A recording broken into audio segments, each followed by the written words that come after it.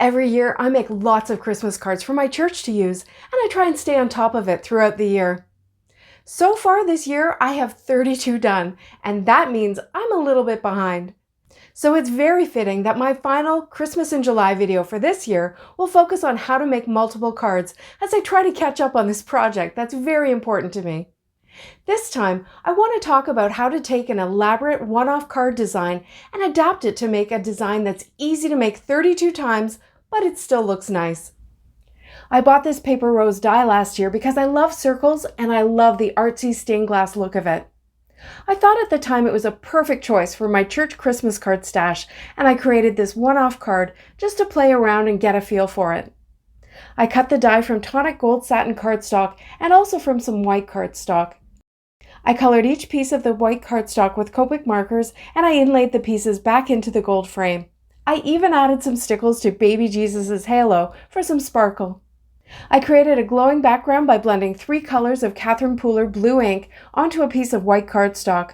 And I trimmed the background with a stitched rectangle die for a nice finished edge that will give me a crisp white frame around the panel. And I die cut my sentiment from the same gold cardstock and glued it onto the card.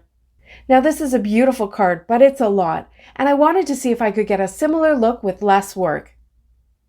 The first change I made was to eliminate the ink blended background, and I created navy blue card bases with colored cardstock. The church will be putting an insert on the inside, so it doesn't matter that it's not easy to write on the dark cardstock. I have this big dolly trimmer, and I love the fact that it has a positioning bar on it, so I can jam my cardstock right up in the corner and cut it without having to measure each time. The self-sharpening blade has never let me down in the 15 years I've had it. The next step is to score the card bases, and for this I use my score buddy and a bone folder. I don't fold them quite yet though. First I want to make another change to the design, and that's to use gold heat embossing rather than the satin cardstock. Since my Misty is currently out of commission, I'm using this Studio Light stamp press, which is not available in the US, but it is carried by Ecstasy Crafts here in Canada. This press is designed to handle rubber and clear stamps without removing a piece or flipping the lid of the tool. It has little springy feet on the 4 corners, so if you're using a clear stamp, you just press it down like this. There's no corner in the bottom of it, so for this project, I used the bottom edge as my positioner, and to get the placement of the stamp right, I folded the first card base in half to help me see the size of the card. I'm using a large sentiment from a honeybee stamp set called Christ is Born, and I lined it up before I stamped 4 of my card bases. I find it easiest to do 4 or 6 stampings, then to add the embossing powder. I even tried to get a little fancy by putting the powder on the first card, then tipping that off onto the second card, then tipping that off onto the third. It didn't always work perfectly, but it meant that I had less powder on the paper underneath to tip back into the jar each time. Then I heated them up with my heat tool until the powder was melted and shiny. I love the elegant look of the gold powder on the dark cardstock.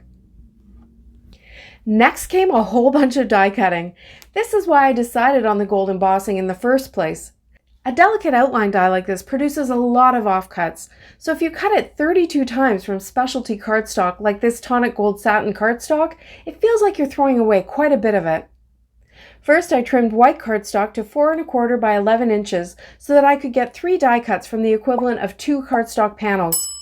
I taped the 2 dies together so that it would cut a piece rather than a window into the cardstock, and I ran it through my Gemini Junior over and over and over. Next came the heat embossing, and I'm not going to lie, this was a bit fiddly. I pounced my embossing ink onto the white cardstock die cut, and then kind of hung the die onto the end of my tweezers while I poured the embossing powder over top, and finally I heated it until it was melted and shiny. By about the 20th time, I was convinced that I should have purchased that big mama pot of gold powder.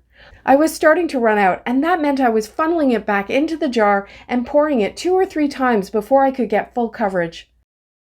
So with the card bases and circle die cuts done, I just needed to finalize how to add the die cut. I think it looks quite nice with just the gold outline die cut on the navy, and I could have stopped right here, but I wanted to add that stained glass glow from the one-off card. But there was no way I was inlaying pieces onto 32 cards. I came up with a much easier option by cutting an ink-blended circle to put behind the die cut. To make the ink blending fast and easy, I cut a mask with a bigger circle than my stained glass die cut, and again I cut the paper in half the long way to maximize the number I could get from one sheet. Then I blended shea butter ink in a circular motion inside the negative mask, letting the color fade to white in the center. Then I added just a tiny bit of sandcastle, which is a light brown just around the very edges. I felt like it warmed up the color just a little bit to give it the look of light coming through a window, but you could skip that step, I think. Again, I got 3 on each half piece of cardstock, and I spritzed each piece with Avery shimmer spray when I was finished with the ink blending. Then I used the outer circle die from the set, as well as another circle die I had the same size, so I could cut 2 circles at a time. The fact that the ink blending was bigger than the dies meant that I didn't have to be too precise about the cutting. So I cut 2 from all 11 cardstock pieces, and then I went back, cut off the 3rd circle from each piece, and cut 2 of those at a time until it was all finished. And finally, it was time to assemble. I folded and burnished all the card bases, and then I glued the yellow circles down. For the die cut pieces, I used my Barely Arts glue, which has the tiniest little tip, around the outside and on some of the thicker pieces of the center, and then I laid each one on top of the yellow circle. I put an acrylic block to hold it while I worked on the next one, and then I just got into a rhythm and finished. When I compare the one-off, it's obvious that a lot more work went into it than in the multiples, but I do think that I achieved the elegance of the gold and the glow of the stained glass in a much simpler way. Now I know someone will ask how long it took me to make these cards. I didn't start a clock, but my footage has a time print on it, and the first one was around noon, and the last one was around 6. I've got lots more tips and tricks for making multiples in this playlist right here. Thanks so much for watching. See you next time.